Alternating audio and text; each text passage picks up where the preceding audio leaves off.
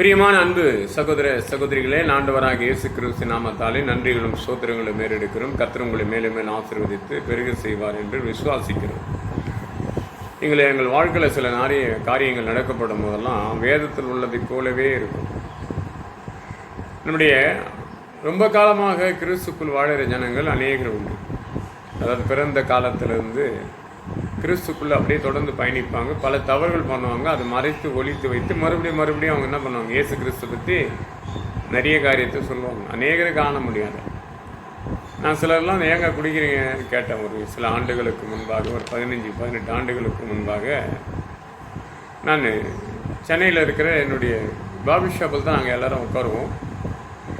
ஆலயத்தை முடிந்தாலும் சரி, பருவ காலத்தில் இருந்த காலத்துலேயும் சரி, மதுபானத்துக்கு அடிமைத்தனமாக இருந்த காலங்களில் எல்லாரும் உட்கார ஒரே இடத்துலான பாபி ஷாப். நாங்கள் உட்காந்து சேரில் ஒருத்தர் சிலர் இப்படி உட்காருவோம், அப்படி உட்காருவோம். ஆனால் யாருமே தன்னை மேன்மைப்படுத்திக் கொள்ளுவோம். இவங்க யாரும் மேன்மைப்படுத்தி கொண்டாலும் அங்கே அந்த மரியாதை அங்கே கிடைக்காது. சென்னையை பொறுத்த வரைக்கும் அங்கே எல்லாருமே காமனாக உட்காந்து எல்லோரும் கொடுக்க வேண்டிய மரியாதை கொடுப்போம். பெரியவங்க வந்தாங்களா கொஞ்சம் தள்ளி உட்காருவோம். இது போல் நிறைய நடக்கும் அந்த காரியம். இப்போலாம் பிள்ளைகள்லாம் பார்க்கும்போது வந்தால் கூட, ஒரு வயசானவங்க வந்தால் கூட எழுந்துக்கும். நாங்கள்லாம் அந்த வயசு எங்களுக்கு மேலே இருக்கிற யார் வந்தாலும் எழுந்து அண்ணா உட்காந்துருங்க நான் சொல்லிட்டு தள்ளி வைப்பாரு. அவங்க என்ன சொல்லுவாங்க, இல்லை தம்பிக்கு நீங்கள் உட்காருங்கன்ட்டு எங்கள் கூட உட்காந்து பேசுவோம், சிரிப்போம், எல்லாம் சந்தோஷம். அப்போ ஒருத்தர் நான் கேட்டேன், ஆனால் நீங்கள் கிறிஸ்துக்குள்ளே ரொம்ப நாளாக இருக்கிறீங்க, ஏன்னா அப்படி குடிச்சு கெட்டு போகிறீங்கன்னு கேட்டேன். அவர் இவனை கேட்டார், என்ன குடிக்கக்கூடாதுன்னு எங்கன்னா பைபிளில் இருக்குதான்னு கேட்டார். எனக்கு அந்த காலகட்டத்தில் தெரியாது. அப்போ அவர் கேட்டதுமே நான் ஆண்டவரை ஏற்றுக்கொள்ளப்பட்ட காலம் 2000. முழுமையாக கடவுளுக்கு ஊழியம் செய்ய 2004. ஞானஸ்தானம் எடுத்து 98, 99 இருக்கிற 2000 நான் ஊழியத்துக்காக கிராம ஊழியம் செய்யணும்னு வந்துட்டேன். வந்தெடுத்து பலருக்கு சொல்லுவேன், பல மராக்கள் நடக்கும் சென்னையில். அற்புதம் அடையாளம் நானும் இல்லை, கர்த்தர் செய்து முடிப்பார். அந்த ஒரு இடத்துல அண்ணன் ரொம்ப பாசமானவர் எங்ககிட்ட. அதுக்காக கேட்ட கேள்விக்கு அவர் பதில் கொடுத்தாரு. குடிக்கக்கூடாது என்றது சொல்வது எங்கே இருக்குது, குடிக்கலாம் என்று சொல்கிறதுக்கும் பைபிளில் இருக்குதுன்றதை நான் அதை கேட்டு ஒரு சில காலத்துக்கு பிற்பாடு நீதிமொழி புத்தகத்தை அவரை படிக்க சொல்லி 31ஆம் அதிகாரம் 6ஆம் வசனம், மரித்து போகிறவங்களுக்கு மதுபானத்தை, மனக்கசந்தவருக்கு திராட்சரசம் கொடு என்று சொல்லி ஒரு செய்தியை படித்து மறுபடியும் அந்த மதுபானத்தை கொடுத்தோம். அவர் மறுபடியும் என்ன கேட்டேன் அந்த கேள்வி. அப்போ நான் அதுக்கு பதில் சரியாக சொல்லிட்டேன். சொல்லி ஒரு சில காலத்துக்கு பிற்பாடு அவர் இறந்துட்டார். ஏன் இதை நான் உங்களுக்கு சொல்கிறேன்னு சொன்னால், இன்றைக்கி சில கேள்விகளுக்கு பதில் நிறைய இடத்துல பார்க்கும்போது, இன்றைக்கி நான் தாங்க இந்த கிராமத்தில் முன்னாடியே எங்கள் குடும்பம் தான் ஆண்டவர் ஏற்றுக்கொள்ளப்பட்ட குடும்பம். அநேக சுவிசேஷம் அறிவிக்கப்பட்டவர்களுக்கு உதவி செய்த குடும்பம். பல ஊழியக்காரர்கள் வரும்போதெல்லாம் நாங்கள் நல்லா அவங்க பார்த்துக்கொள்ளுவோம். எல்லாம் ரைட்டுங்க. நீ கர்த்தருக்குள்ளே இருக்கிறியான்னு கேட்டால் கிடையாது. தேவையான காலத்துக்கு மட்டும் தன்னுடைய ஜனக்கூட்டத்தை காட்டி விட்டுட்டு மறுபடியும் மதுபானத்துக்கும் உலகத்துக்கு சிற்பன்பத்தில் மாட்டி சிக்கி கொள்ளுகிற ஒரு மனுஷன். அப்போ என்ன பண்ணுறாங்க, இன்றைக்கி கிறிஸ்துவர்கள் என்று சொல்லி ஒரு கூட்டம் எப்பவுமே மறு கூட்டத்துக்கு விரோதமாகவே செயல்பட்டு கொண்டிருப்பாங்க. இந்த மறு கூட்டத்தில் இருக்கிற ஒரு சிலர் என்ன பண்ணுவாங்கன்னா, இவர்கள் மதுபானத்தை அறிந்து தவறு செய்வாங்க. இவங்க மதுபானம் அறியாமல் என்ன பண்ணுவாங்க, மாமிஷத்து மேலே யாவர் மேலே ஆசைப்பட்டு விழுந்து போவாங்க. இப்படி தாங்க பேதுரு காலத்தில் நடந்தது. ஒரு காரியம் நடந்தது. அப்போஸ்தலர் புத்தகத்தில் 10ஆம் அதிகாரம் 45ஆம் வசனத்தை படித்தோம் என்று சொன்னால், அங்கே அநேக சுவிசேஷம் பரவப்படும் போது ஆண்டவராக இயேசு கிறிஸ்து ஏற்றுக்கொள்ளப்பட்ட, பாரம்பரியாக ஏற்றுக்கொள்ளப்பட்ட ஒரு கூட்டம் நிற்குது. தேசனை அறியாத ஒரு கூட்டமாக நிற்குது. அந்த கூட்டம் யாரானா, இயேசு அறியாத மாமிஷமான யாவர் மேலும் தன் ஆவியை ஊற்றுவேன் என்று சொன்னதை யோபல் 2:28 சொன்னது அதுக்கு பிற்பாடு. ஆனால் முன்னாடியே யார் மேலேயும் ஆவியை ஊற்றப்பட்டது என்றது தெளிவுபடுத்தும்படியாக தெளிவாக திட்டமாக படித்தோம் இல்லையா? யோபல் 2:28 படிக்கப்பட்ட வசனம் எங்கே நடக்குதுன்னா, அப்போஸ்தலர் காலத்தில் நடக்குது. யாவர் மேலே ஊற்றுவேன் என்று எப்படி ஊற்றாருன்னா, அநேக அறியாத ஜனங்கள் கண்ணீரிட்டு புலம்பி கொண்டிருப்பாங்க. சில தெரியுங்களா, கடவுள் மட்டும் போதும், அது எந்த கடவுள்னு தெரியும், எந்த இடத்துல நின்னாலும் தெரியும், அவங்களுடைய புலம்பலை சொல்லுவாங்க. அப்போ அந்த புலம்பலை ஆனந்த கழிப்பாக மாற்றுவேன் என்று சங்கீதம் 30ஆம் சங்கீதத்தை 11ஆம் வசனத்தின்படி அவங்களை ஆனந்த கழிப்பாக மாற்றிய விஷயத்தை கொடுத்து அப்போஸ்தலர் புத்தகத்தில் 10ஆம் அதிகாரம் 45ஆம் வசனம் 46ஆம் வசனத்தை படிக்கப்படும் திட்டமாக உங்களுக்கு தெரியும். இது பேதுரு ஜெபிக்கும் போது வானத்திலிருந்து அக்கினி ஜோலையாக இறங்கி தேவன் ஒரு அதிசயத்தை காணும்படி செய்கிறார். ஆனாலும் 11ஆம் அதிகாரத்தை படிக்கப்படும் போது அந்நியரிடத்தில் நீ ஆகாரத்தை கொண்டு கொண்டியான்னு ஒரு செய்தியாக ஏற்படும். அந்நியர்னா யாரு? கடவுளை அறியாதவர்களுக்கும் இஸ்ரேல் வம்சத்தில் சேராதவர்களாக ஒரு கூட்டம். அந்த கூட்டம் தான் பெசங்கிக்கு என்னையும் கேட்டு சொல்லலாம். இப்படி நான் இருந்த காலத்தில் இவங்கெல்லாம் இப்போ தான் கிறிஸ்துக்குள்ளே வந்தாங்க என்று சொல்லுவாங்க.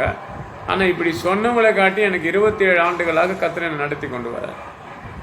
ஆனால் எங்கே போனாலும் சரி, எங்கே சுவிசேஷம் அறிவிக்கப்பட்டாலும் சரி, இவர் எனக்கு தெரியும் ஆல்ரெடி இவர் ஒரு காலத்தில் குடிப்பழக்கத்தில் அடிமைப்பட்டிருந்தார் என்று சொல்லுவோம். ஒரு காலத்தில் தான்.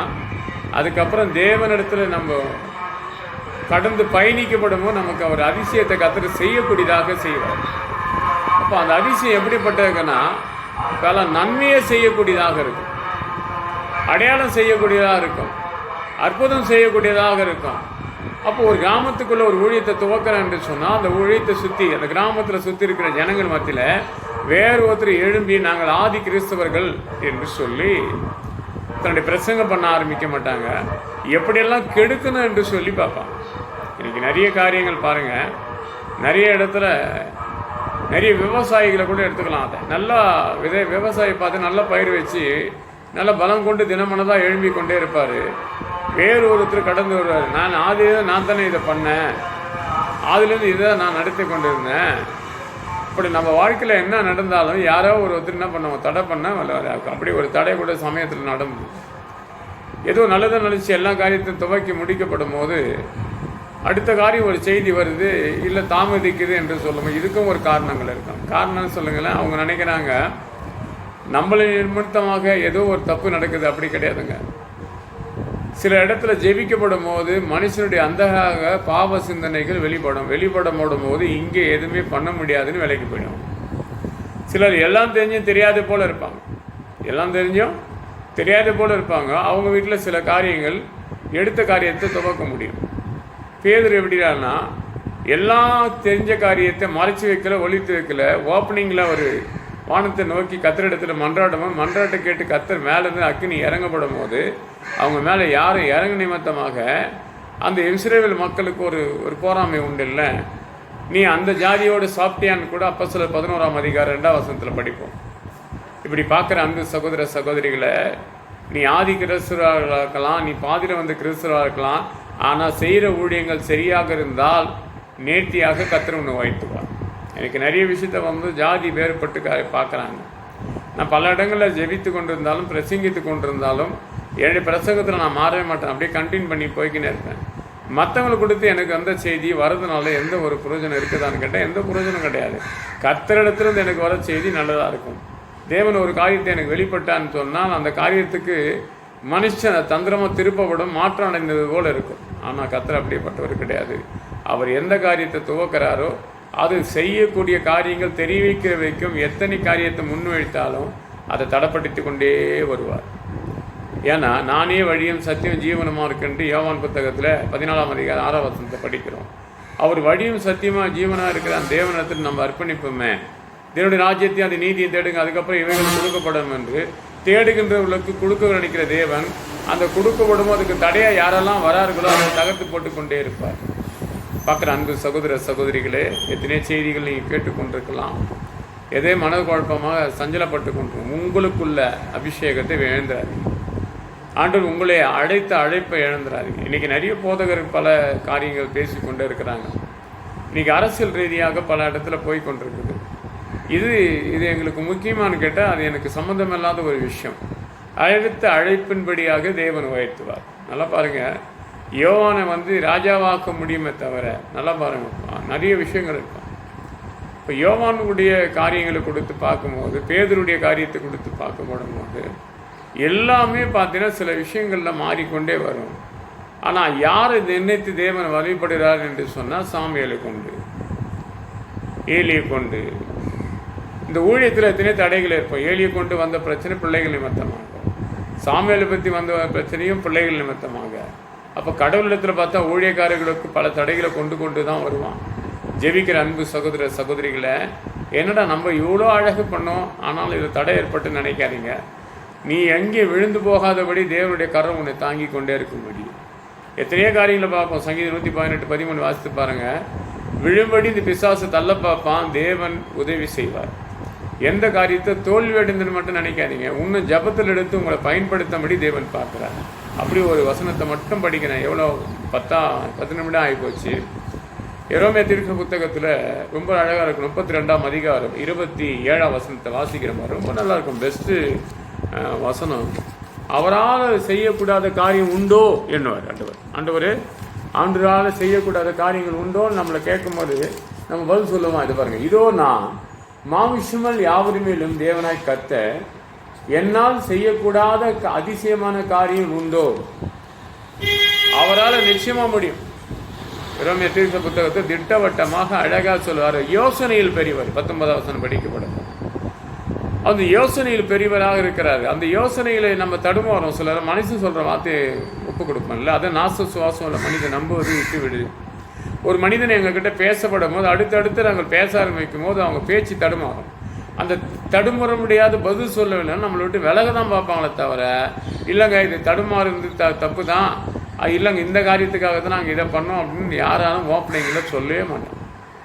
ஏன்னா விலைக்கு தான். ஏன்னா அவன் தொடர்ந்து அந்த தவறுக்கு உள்பட்டவனாக இருப்பான். அவன் தொடர்ந்து அதுலேருந்து வெளியே வரத்துக்கு நினைக்க மாட்டான். நம்மளை விட்டு வெளியே போகிறதுக்கு தான் பார்ப்பான். பார்க்குற அன்பு சகோதர சகோதரிகளை, இந்த உலகத்தை உற்று பார்க்காதீங்க. ஜெபமே ஜெயத்தை கொடுக்கும். தேவனுடைய ராஜ்யத்தை, அதை நீதியை தேடுங்க. அதுக்கப்புறம் இவைகள் கொடுக்கப்படும்ன்றதை உனக்கு தெரிந்த பிற்பாடு, நீ உணர்ந்த பிற்பாடு மற்றவங்களுக்கு சொல்லுங்க. நிச்சயமாக கர்த்தர் உங்களை கைவிடாதபடி உயர்த்துவார். அதுதான் சொல்லுவார் இல்லையா? நீதிமொழி புத்தகத்தில் படிக்கப்படும் போது ரொம்ப அழகாக இருக்கும். ஒவ்வொரு வசனங்களை படிக்க படிக்க படிக்க நிறைய விஷயங்கள் இருக்கும். ஏன்டானா அநேக காரியத்தை கொடுத்து சொல்லக்கூடிய ஒவ்வொரு இடங்களில் பார்த்தீங்கன்னா, நீதிமொழி 28:13 இது பாவங்கள் கொடுத்து சொல்லப்பட்ட ஒரு அறிக்கை. என்னங்க புத்தகத்தில் 32ஆம் 23 தொடர்ந்து வரும் என்று தேவன் சொல்லி, இதெல்லாம் ஏற்றுக்குவாங்களான்னா ஏற்றுக்க மாட்டாங்க. அறிக்கை செய்ய வர மாட்டான். தொடர்ந்து வருமே நமக்கு பிரச்சனை நினைக்கவும் மாட்டான். ஆனால் கடவுளிடத்தில் நினைக்கிறவர்களுக்கு குறையில்லாதபடி கர்த்தர் வைத்து கொண்டே இருப்பார். அநேக காரியத்தை கொடுத்தும் அவர் யோசனையில் பெருப்பார். ஏன்னா ஆண்டவர் சொல்றாரு, நிச்சயமாக என்னாங்கத்தில் படிக்கப்படும் நிறைய விஷயத்த சொல்லி கொடுப்பார். இன்னொரு வசனம் கூட ரொம்ப இருக்கும். நிச்சயமா முடிவு உண்டு, நம்பிக்கை வீண் போகாது. நீதிமொழி புத்தகம் நினைக்கிறேன். ரொம்ப அழகாக திட்டவட்டமாக இருக்கும். அப்போ அந்த வசனத்தை கூடிய வார்த்தையை கொஞ்சம் தெளிவாக நின்று பாருங்க. நிறைய விஷயம் நான் நீதிமொழி புத்தகத்தை மட்டும் படிக்கிறேன் பாருங்க. நிச்சயமா முடிவு உண்டு, நம்பிக்கை வீண் போகாது என்ற வார்த்தையை அதை பகிர்ந்து கொள்ளப்படும் ரொம்ப அருமையாக இருக்கும். இன்னைக்கு எத்தனை பேர் அதை படிக்கணும்? எத்தனை பேர் ஏற்றுக்கொள்ளப்படுகிறோம்? கிடையாது. யாருமே அதை ஏற்றி கொள்வது கிடையாது. ஏன் 23ஆம் அதிகாரம் 18ஆம் வசனம் நினைக்கிறேன், படிக்கிறேன் பாருங்க. ரொம்ப நல்லா இருக்கும். பெஸ்ட்டு வசனங்கள். அது ஏன் படிக்கிறேன் ஒரு சிலர்கிட்டன்னா, இன்னைக்கு ஒரு சிலர் ஏற்றுக்கொள்வது ரொம்ப கஷ்டம். வேதத்தை ஏற்றுக்கொள்வது ரொம்ப கஷ்டம். நான் படிக்கிறேன் பாருங்க. நிச்சயமா முடிவு உண்டு, உன் நம்பிக்கை வீண் போகாது. நம்ம ஒரு காரியத்தை கொடுத்து, அது வேலைஸ்தனமாக இருக்கும், பிஸ்னஸாக இருக்கலாம், நீ கையிட்டு செய்கிற காரியங்களாக இருக்கலாம், குடும்ப காரியமாக இருக்கலாம், வாழ்க்கையில் என்ன நடக்குமோ நடக்காதா என்று யோசித்து கொண்டிருக்கலாம். அத்தனைக்கும் நிச்சயமாக முடிவு உண்டு, உன் நம்பிக்கை வீண் போகாது என்று கர்த்தர் சொல்கிற அந்த காலவேளையில் இந்த செய்தி உங்கள் இடத்துல வரப்படும் போது நிச்சயமாக முடிவு உண்டு, உன் நம்பிக்கை ஒரு நாளும் வீண் போகாது. கர்த்தர் உங்களை ஆசீர்வதித்து நடத்துவாராக. ஆமென் ஆமென். ஜெபம் பண்ணுவோம். என் அன்பால் நேசிக்கும் நல்ல பிதாவே, கிருபைக்காக சோதரிக்கிறோம், வல்லமைக்காக துதிக்கிறோம். ஒவ்வொரு உள்ளம் திறக்கப்படட்டும், மனமாறட்டும், மனமகிழ்ச்சியோட வாழட்டும். சாமி உன் நாமத்தை மகிமைப்படுத்து. பெரிய சுப்பிதா. ஆமென் ஆமென் ஆமென்.